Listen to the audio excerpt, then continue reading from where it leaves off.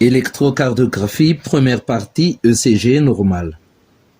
L'électrocardiographie ou ECG est une représentation graphique de l'activité électrique du cœur. La fonction de pompe contemporaine du cycle cardiaque correspond à la contraction et la relaxation du muscle cardiaque.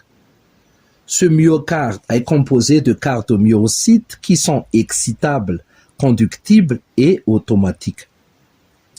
Leur stimulation extérieure est capable de générer une dépolarisation pour une repolarisation de la cellule. Au repos, le milieu intracellulaire du cardiomyocyte est pauvre en sodium, à l'inverse du milieu extracellulaire. On distingue 5 phases. Phase 0 de dépolarisation avec passage du sodium du milieu extracellulaire vers le milieu intracellulaire. Phase 2 de repolarisation initiale avec une membrane perméable au potassium. Phase 2 de plateau où il existe un équilibre entre la sortie de potassium et l'entrée de calcium. Phase 3 de repolarisation avec un courant de potassium sortant et enfin une phase 4 de retour au potentiel de repos. La période réfractaire correspond à la période pendant laquelle la cellule est inexcitable. Elle protège la cellule d'une activité électrique trop rapide. Les cardiomyocytes automatiques qui contrôlent la fréquence cardiaque sont localisés dans le nœud sinusal. Le nœud sinusal se dépolarise spontanément et émet une onde de dépolarisation qui se propage de proche en proche vers le bas et la gauche, vers le nœud atrioventriculaire, le faisceau de His, puis dans ses branches, permettant la dépolarisation des deux ventricules au passage. La dépolarisation ventriculaire progresse de l'endocarde à l'épicarde et la repolarisation en sens inverse. L'activité enregistrée par l'ECG provient du courant lié à la propagation d'un front de dépolarisation. Ces courants à la surface du cœur sont enregistrés à distance au niveau de la surface du thorax. Quand une onde fuit l'électrode de recueil, elle est négative, avec des flexions orientées vers le bas. Lorsqu'elle se dirige vers l'électrode, elle est positive, des flexions orientées vers le haut. L'électrocardiographie est réalisée sur du papier millimétré avec l'axe horizontal correspondant au temps et l'axe vertical au voltage. En abscisse, un petit carreau est égal à 40 millisecondes ou 0,04 secondes et un grand carreau à 200 millisecondes. En ordonnée, un petit carreau est égal à 0,1 millivolts. Un ECG standard comprend 12 dérivations. Celles des membres représentent l'activité dans un plan frontal ou vertical et sont obtenues à partir des membres T1, T2 et T3 et associées aux dérivations unipolaires AVR, AVL et AVF. Les dérivations précordiales nous donnent, quant à elles, une représentation de l'activité dans un plan transversal ou horizontal. Elles sont numérotées de V1 à V9, de la droite vers la gauche du thorax, complétées parfois chez l'enfant ou dans l'infarctus du myocarde par V3R et V4R. Les vecteurs passent par le nœud atrioventriculaire et se projettent dans le dos du patient. On distingue ainsi les dérivations antéroseptales V1 et V2 qui explorent la part antérieure du ventricule gauche, vascularisée par l'artère coronaire gauche. V1 se met à droite du sternum en regard du quatrième espace intercostal, tandis que V2 se trouve du côté opposé. V3 explore le septum interventriculaire, territoire de l'artère interventriculaire antérieure, et se met entre V2 et V4.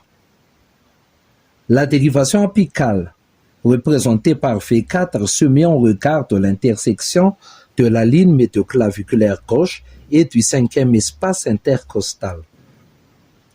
L'apex est vascularisé par l'artère interventriculaire antérieure. Les dérivations latérales sont constituées par T1, AVL et explorent la paroi latérale haute, territoire de l'artère coronaire gauche.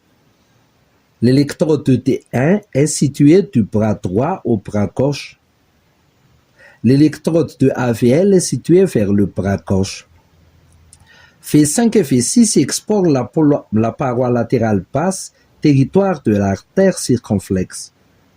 V5 se positionne entre V4 et V6. V6 se trouve en regard de l'intersection de la ligne axillaire moyenne gauche et du 5e espace intercostal. Les dérivations inférieures ou diaphragmatiques sont constituées par T2, T3 et AVF pour la face postéro-inférieure du ventricule gauche, territoire de l'artère coronaire droite. 2D et T3 sont obtenus à l'aide d'électrodes situées de la jambe gauche vers le bras droit et le bras gauche. L'électrode de AVF est située vers la jambe gauche.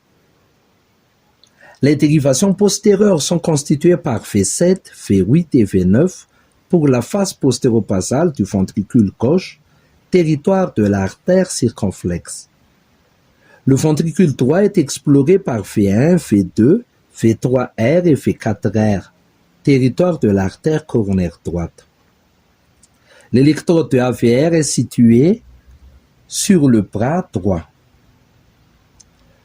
L'activité électrique du cœur s'observe sur l'ECG sous la forme de complexe P-QRS-T.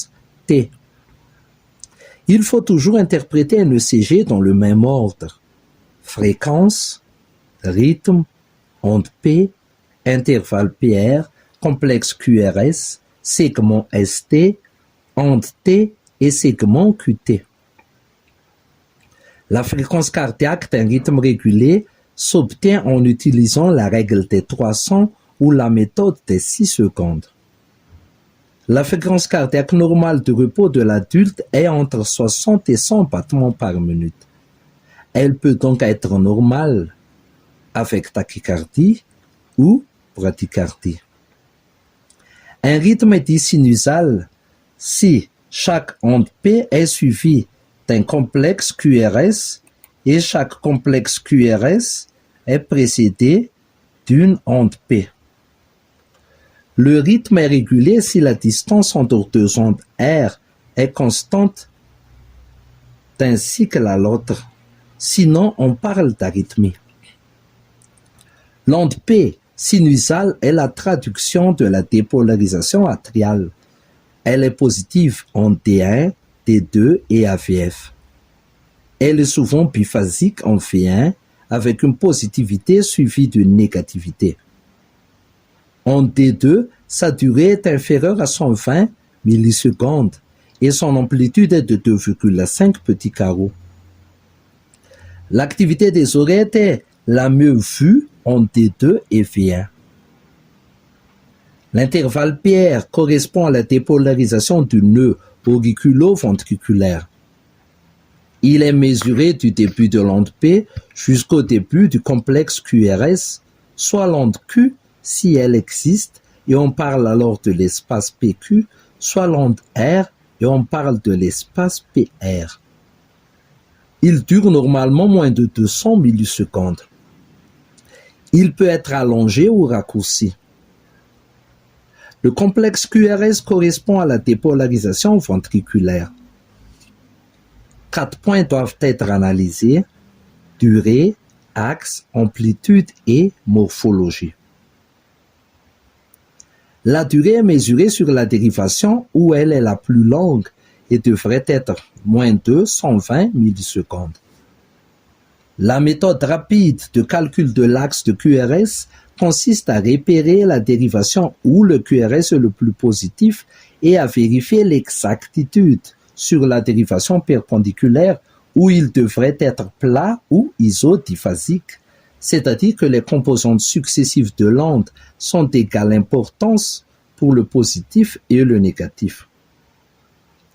Le QRS normal a un axe compris de manière arrondie entre AVL et AVF. L'amplitude de l'onde R augmente progressivement entre Φ1 et Φ6, tandis que celle de l'onde S diminue. La zone où les amplitudes de R et de S sont égales, appelée zone de transition, est normalement située entre Φ3 et Φ4. Morphologiquement, le QRS comporte grossièrement trois phases. L'onde Q correspondant à la dépolarisation ventriculaire et septale. Elle est orientée vers l'avant, la droite et le haut dans le sens opposé au vecteur de la dérivation des deux. L'onde se propage de l'endocarde à l'épicarde. Elle est physiologique et grande en AVR et petite en V5, V6. Son amplitude représente moins de tiers de celle de QRS et dure moins de 40 millisecondes. L'onde R correspond à la dépolarisation ventriculaire apicale. Le vecteur instantané est orienté dans le même sens que le vecteur de D2. On observe ainsi une onde R positive en V3 et V4 ainsi que D2. L'onde S correspond à la dépolarisation ventriculaire basale. Le vecteur est orienté vers le haut et l'arrière et est donc négative.